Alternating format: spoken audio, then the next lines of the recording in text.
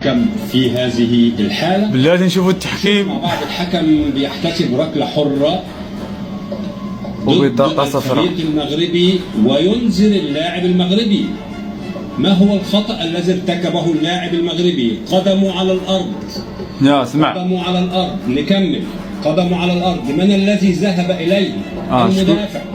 المدافع هو الذي ذهب إليه. المدافع هو الذي ارتكب المخالفة. ايوه.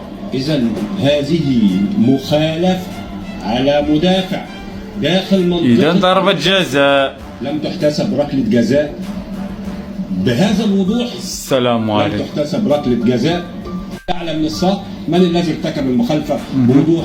ركلة جزاء لم تحتسب للمغرب. طيب ها وحدة حالة ثانية في نفس الشوط وفي نهاية الشوط الأول زيد هنشوف مع بعض أيضا مخالفة.